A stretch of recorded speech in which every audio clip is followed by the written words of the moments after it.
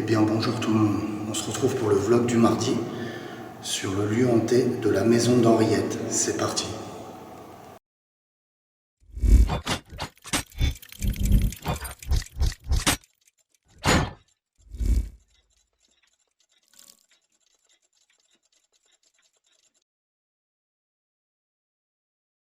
Tout d'abord je vais me découvrir parce qu'on est dans un lieu de culte et je ne l'ai pas fait en rentrant. Voilà, c'est fait. Et maintenant, on va pouvoir bavarder tranquillement tous ensemble. J'espère que vous m'entendez bien. J'essaie de ne pas trop parler fort parce qu'on est dans un lieu de culte. Tout d'abord, je voulais vous remercier pour l'immense soutien par message que vous avez eu envers moi. Cet élan de message que vous avez eu sur la nouvelle vidéo de lieu hanté, la maison d'Henriette.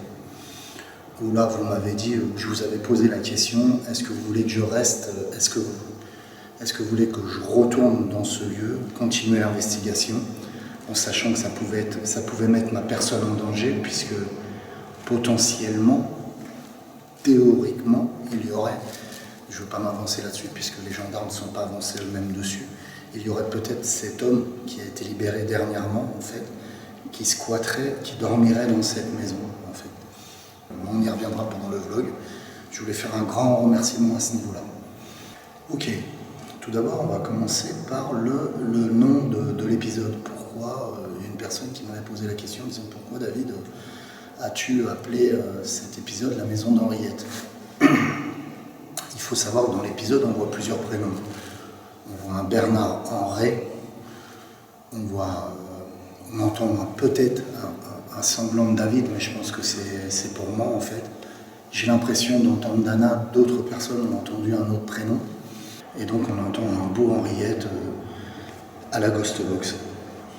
Suite à certaines recherches que j'ai faites sur la maison, il s'avérait, avant le dernier propriétaire qui a laissé la maison, s'appelait, le prénom était Henriette, donc je ne citerai pas le nom de famille par principe de vie privée, etc. Vous comprendrez. Donc, d'où le titre La maison d'Henriette, en fait.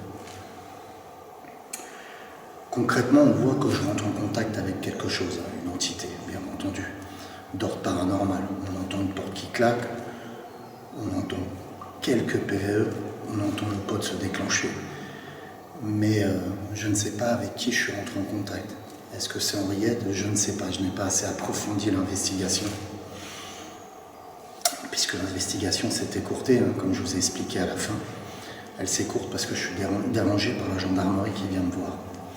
Les manifestations, je ne sais pas d'où elles viennent, mais en tout cas, elles sont d'ordre paranormal. Pour moi, ce n'est pas une personne physique.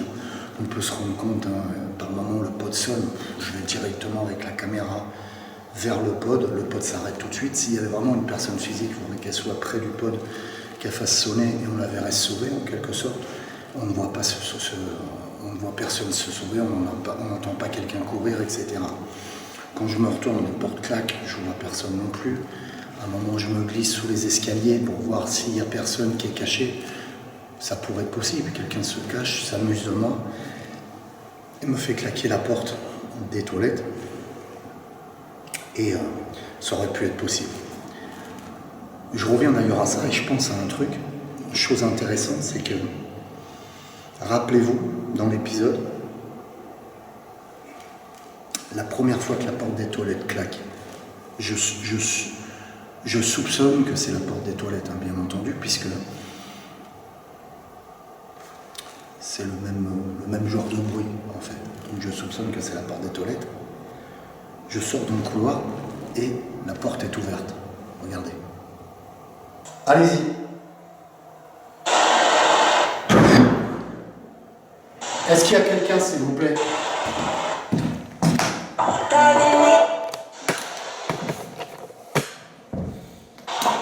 Ça vient de dire David dans la Ghost Box. Je viens d'éteindre la Ghost Box. J'ai entendu du bruit là. On va voir. Il n'y a qu'une entrée normalement. Et j'ai fouillé dans toute la maison, il n'y avait personne. Et l'entrée se trouve là. Si je ne me trompe pas, il n'y a qu'une entrée. Vous avez entendu? C'est peut-être moi qui a fait ce bruit-là. Il y a une porte qui vient de claquer. Est-ce qu'il y a quelqu'un, s'il vous plaît? Donc là, il y a une deuxième entrée, là, mais on a entendu la porte s'ouvrir. D'ailleurs, elle est fermée à clé, je crois.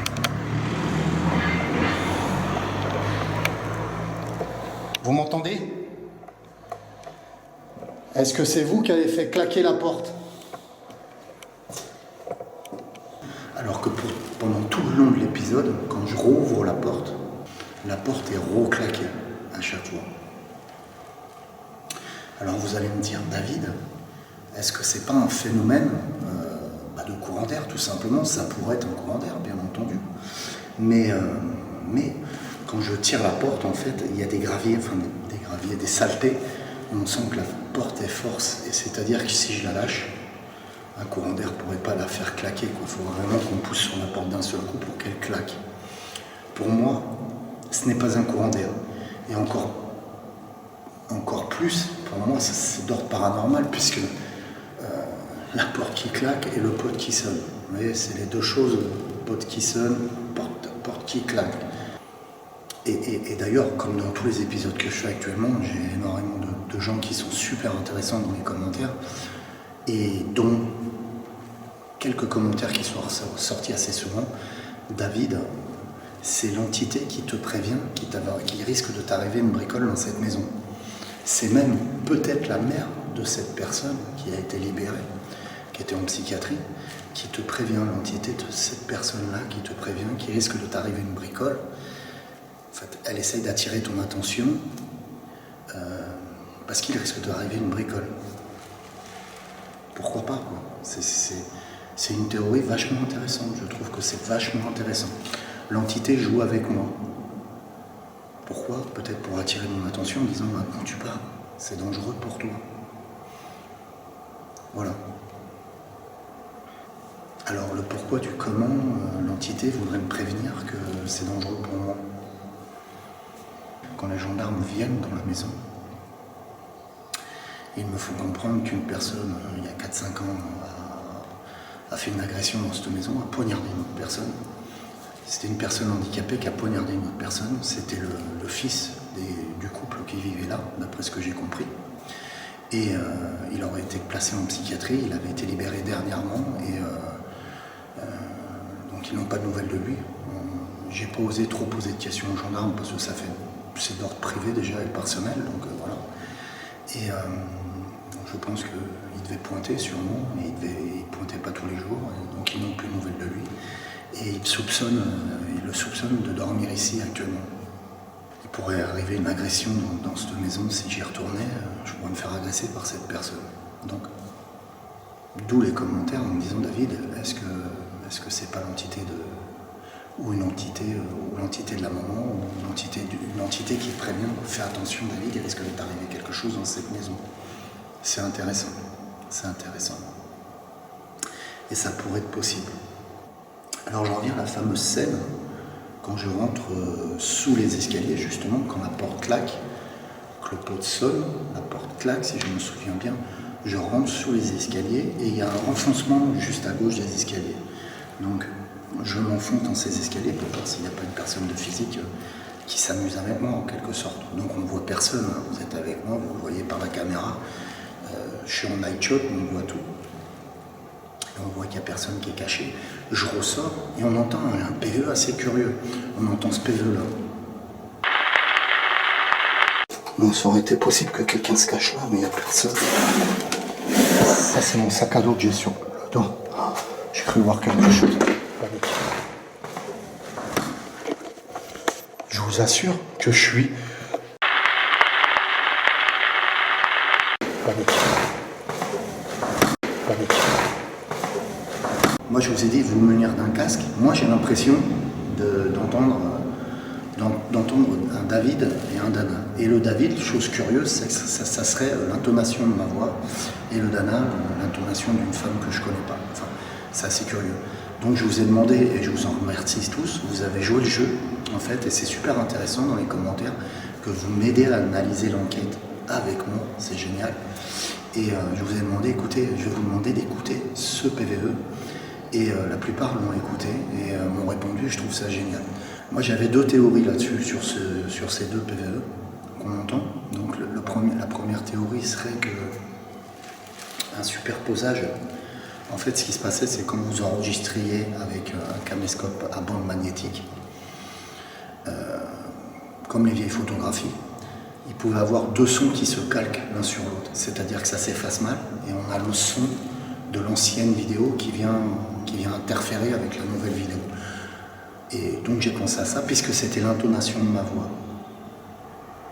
Mais j'ai réfléchi et je me suis dit, le numérique, est-ce que c'est possible? Et je ne pense pas que ça soit possible.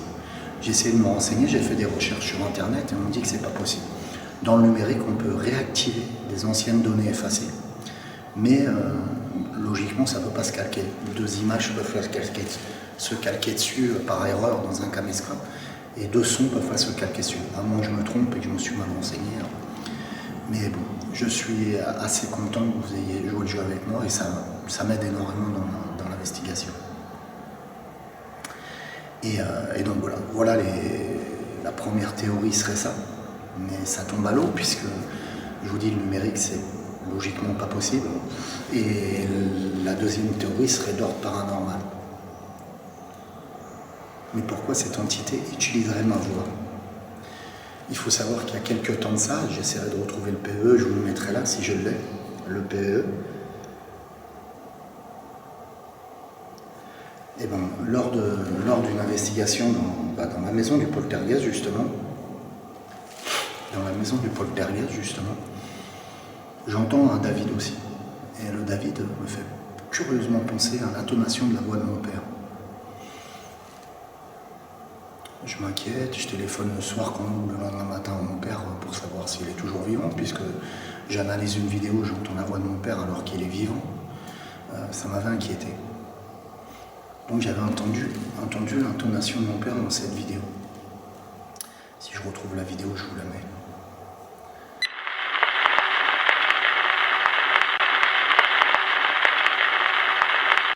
Ok, on va remettre la scène et on va l'analyser ensemble. Écoutez bien. Pareil. Vous pouvez parler par le biais de cette petite radio, me faire passer un message. Donc là, je suis en pleine session de Spirit Box. Quand tout à coup, j'entends un grand boom. À ce moment-là, je ne sais pas ce que c'est. En passant, je me rends compte que c'est la porte qui est ouverte. L'image que vous voyez en haut, c'est une caméra de surveillance. Sur cette image-là, j'ai rajouté un filtre pour qu'elle soit plus claire. Donc là, je me demande ce qui se passe. Je m'avance avec la caméra de surveillance et je me rends compte que la porte est ouverte. Je traverse. Et maintenant, je vous demande de mettre un casque.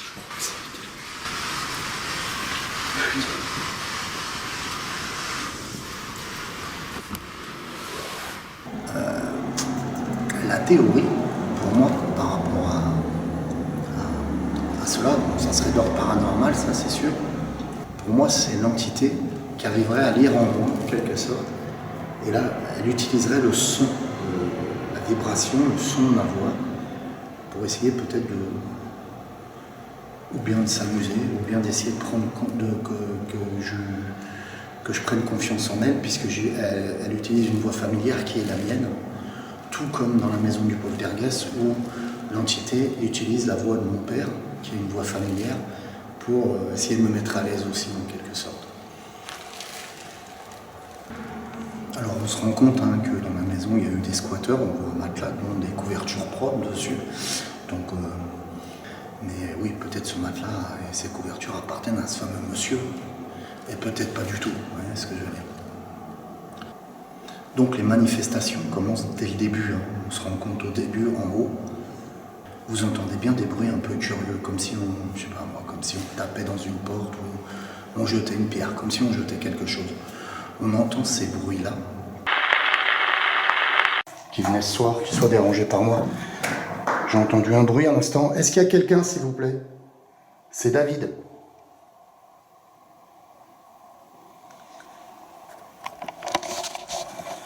J'espère que ça l'a enregistré, j'ai entendu un bruit. Alors je suis tout seul dans la maison, j'ai fait le tour de la maison et je vois personne. Après, je descends et il y a cette porte qui claque, j'installe le pod, ça joue avec mon pod, ça joue avec la porte qui claque. Chose curieuse, c'est que la première fois, la porte reste ouverte, hein, comme je vous l'ai dit. Quand elle claque, elle reste ouverte, c'est-à-dire que peut-être il l'a claquée et elle a ouverte juste après. Et après, elle est claquée et elle est fermée, constamment.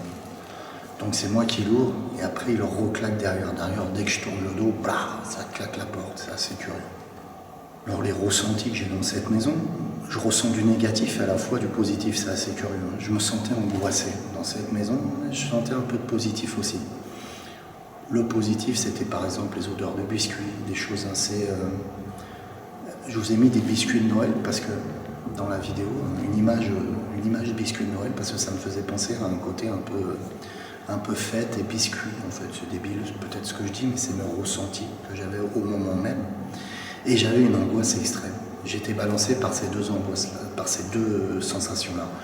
Une sensation d'angoisse, une sensation de bien-être dans cette maison, comme si il y avait eu un moment ou un autre où il y avait une entité positive, une entité négative, où il y avait eu un moment ou un autre un bonheur intense dans cette maison et un malheur extrême par la suite. C'est comme si l'entité, et je m'égare peut-être dans mes explications, mais c'est comme si l'entité voulait me faire ressentir la souffrance qu'elle avait en quelque sorte en disant j'étais heureux dans cette maison et d'un seul coup tout s'est dégringolé. Et donc elle me fait ressentir par ces sensations-là. Ou bien la sensation d'angoisse et mon subconscient, ma petite voix, comme je le dis souvent, mon guide de lumière qui me fait ressentir une angoisse extrême pour me dire David, pars-toi, il y a cette personne qui risque de t'agresser. Voilà. Peut-être. Mais je suis plus dans le côté spirituel où l'esprit me dit, où l'esprit me fait ressentir sa douleur en quelque sorte, douleur et joie à la fois. Ouais, c'est assez curieux, c'est assez curieux. Alors, je vous remercie tous parce que vous avez tous joué le jeu. Je vous ai demandé de répondre en fait, déjà d'analyser certains PE, vous l'avez fait, et ça je vous remercie, la majorité l'a fait sur les commentaires et je trouve ça super cool, super bien parce que moi ça m'aide. Et ça m'aide à avancer dans mes investigations parce que je peux me tromper dans mes analyses et vous êtes là et vous pouvez m'aider en disant non David, je pense que ça dit ça. Enfin c'est intéressant d'avoir votre avis. Et deuxièmement, encore une fois, vous me donnez votre avis, hein, je vous dis, est-ce que je dois retourner dans cette maison? J'ai vraiment envie de vous faire participer, vous voyez ce que je veux dire? C'est comme si vous êtes avec moi et je vous dis, est-ce que j'y retourne? Malgré que quand je vous le dis, honnêtement, eh bien j'en crève d'envie de retourner dans cette maison. C'est complètement fou. Et d'ailleurs, il y a un commentaire qui le dit. Une dame me dit, mais David, tu nous poses cette question, mais tu sais très bien que tu veux y retourner. Tu vois, c'est comme si je me disais, bon, allez, mon subconscient me dit, je vais vous poser la question pour pas que j'y retourne. Et je sais très bien que vous pensez à moi et à ma vie. Et donc, vous pensez que je risque un danger là-bas. Et donc, vous me dites, non, David, et c'est très bien, j'adore, hein, parce que vous auriez pu être... Et c'est ça que j'aime chez vous, en fait. Vous, mes abonnés du Paranormal du 24, c'est ça que j'aime, c'est que vous n'êtes pas sur le buzz et tout, machin. Ah, il risque de se faire suriner, il risque de se faire agresser, on va voir la vidéo et tout. Non, vous êtes là et vous dites, non, David, n'y retourne pas. Alors que ça pourrait être une super investigation. Mais n'y retourne pas, surtout, on tient à toi. Et la plupart, la majorité des commentaires, c'est ça. Non, David, on ne veut pas que tu y retournes. Même si c'est intéressant, on ne veut pas que tu risques ta vie. Et ça, j'aime ça, quoi. Et donc, vous êtes un peu mon garde-fou, en quelque sorte. Parce que si vous n'étiez pas là, à me dire non, David, ouais, on voit que vous tenez à moi. Je serais déjà encore en train d'investir cette maison ce soir, quoi. Vous voyez ce que je veux dire, tout seul à prendre des risques. Le problème, et ça, je vous confie à vous, ça sort du cœur, quoi. Voilà, j'ai pas de papier, j'ai rien écrit, vous voyez ce que je veux dire. Le problème, c'est que dans ces investigations, il n'y a pas que le côté urbex, où on visite, machin, et il n'y a pas le côté sensation forte aussi, où on entend des bruits, des PVE, mais il y a le côté aussi où on essaye d'aider une entité, quoi. C'est-à-dire qu'on essaye d'aider une entité, il y a peut-être cette entité qui a besoin de moi. Et le problème, c'est que ça devient une drogue, en quelque sorte. C'est j'ai besoin de l'aider. C'est-à-dire que je ressens Non mais j'en dors pas, hein, je vous dis, c'est un truc de dingue. Hein. Je dors, mais j'y pense. Je me dis, je vais y retourner. Elle a peut-être besoin d'aide. C'est un truc de dingue. Faut que je vois un psy, c'est pas possible. Non mais je vous dis, il faut que j'y retourne. Et vous êtes mes garde-fous, en fait. Et je vous aime pour ça, et je vous aime pour pas mal de choses, pour votre soutien, etc. Mais vous êtes mes garde-fous, et vous me dites, non, arrête tes conneries, David. Tu n'y retournes pas, quoi. Tu vois. Et c'est pour ça qu'en quelque sorte, je vous pose la question pour me donner... pour que vous me stoppiez, quoi. Ouais. Et je me rassois.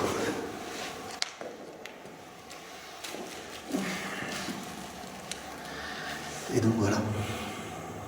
Le vlog est assez court parce que j'ai à peine analysé, je suis sur ma faim, j'ai en quelque sorte une entité qui veut me faire comprendre quelque chose. Qu'est-ce qu'elle veut me faire comprendre?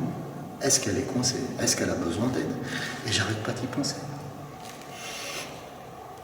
Est-ce qu'elle a besoin d'aide? Est-ce qu'elle est coincée? Le prénom qui est écrit dans le couloir où je tombe dessus et que je ne l'ai pas vu, hein, ce fameux prénom. Ok. On va laisser cette porte ouverte, on va voir si elle se referme. Je sais pas si c'est un phénomène de courant d'air. Pour moi, c'est pas un phénomène de courant d'air. En plus, il y a un écrit sur le mur. Attendez. Bernard René. C'est quoi ce délire? Thierry Lilly, le 18-10-1968. Est-ce que c'est vous, Bernard René? Est-ce que c'est vous?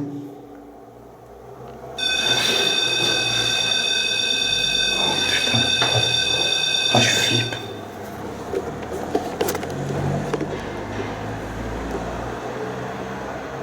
Pouvez-vous de nouveau vous refaire sonner au pote, s'il vous plaît, comme vous l'avez fait à l'instant? Je me dis, est-ce que c'est pas un signe qu'on donne? Est-ce que ce fameux